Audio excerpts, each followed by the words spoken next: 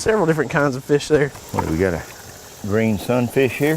One fish, Now that is a big-eye chub. two fish. This is a northern hog sucker, and these guys are really cool. They'll pick up rocks and just suck them. Sucker fish, You can see the spot in its dorsal fin back there.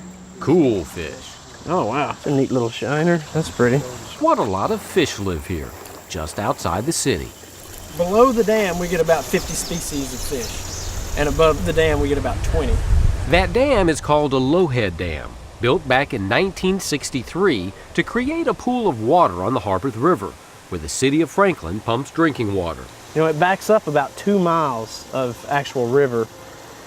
So the reservoir it creates itself is actually a barrier. Which means fish can't move up and down the stream. It also changes the habitat above the dam, making it more like a lake than a river. We had pond lake fish groupings above there, and pretty much 87% of the fish were all one family, the sunfish. But this Lowhead Dam is a problem for more than just fish. Cascading waters that beckon swimmers and fishermen conceal a threatening reality.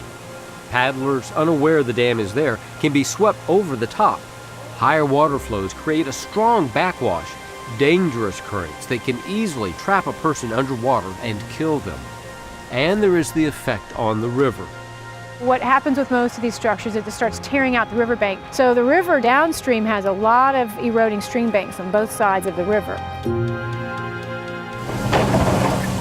The answer to all those problems is to remove the dam. But that's easier said than done. One of the questions was there toxins or things in the mud that might be building up behind the dam? That's always something to check into, especially if you've had problems upriver. Problems like an old battery smelting plant just 30 miles upstream. But tests showed that there weren't any toxins. So one of the project partners, the Tennessee Department of Environment and Conservation, started tearing the dam down. We cut a notch in the center where we thought the channel would normally be and let that water flow down. We weren't sure how the structure itself was made inside. So we got lucky. It was full of loose rock and gravel. So once we broke through those, we were able to pull the metal out. The dam was built by driving sheets of steel through the soil to the bedrock below. It was basically two walls of sheet metal, about 6 feet apart, and then they took river gravel and filled that space in and put cement on top. Tearing it out is a messy process. The big machines stir up sediment built up in the river bottom. But in the long run, this particular project overall, when it's finished, will reduce a lot of the sediment load in the river. the dam came out in about 2 days, faster than expected. Then comes the process of reclaiming the river. A rock structure called a double cross vein is added, which helps maintain a natural pool of water for the city's pumps, while at the same time directing the flow into the main channel, protecting the riverbanks from continued erosion. The high vertical banks are also cut back and reshaped, gradually sloping down to the stream. That will slow water down when the river gets really high. It's not supposed to hold floodwater, but it will slow the power of the water down. Trees taken down from the banks are laid along the edge of the stream, stabilizing the bottom of the riverbank while creating habitat for fish. The trunk goes in first and the big root wad sticks out, and then the fish can hide under there. And the root wads collect dirt and things will grow in them, as well as they slow the water down. The whole area will be treed again with native species, spice bush and the black locust and a lot of the trees that like to be down along the river sycamore, and recreating that forest corridor, which we didn't have here. It's also recreating a river, helping it survive in a more urban environment, and the reason why it was named one of the 51 great river projects in our country by the Department of Interior.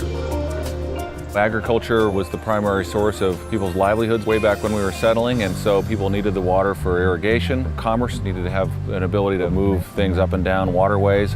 But at a certain point, they became polluted and kind of destroyed in a lot of ways, and we just kind of forgot about them. But now I think there's been a renaissance of people's awareness and interest and passion for rivers. Righting past wrongs carries a cost, but thanks to the collaborative contributions of government agencies, private companies, and caring people, today, the Harpeth is healthier. It'll be safer and easier to access this place, to come swimming, to go fishing, to go boating. There's places to put your canoe or kayak in, or inner tube, whatever it might be. You come out with your fishing pole, you'll know that this is a place that people go. And a place where fish, especially little ones that most of us overlook, This is a little greenside darter. can swim freely once more. There are residents of this planet as well, and if we take care of them, they'll take care of us. I'm Ken Tucker on Tennessee's Wild Side.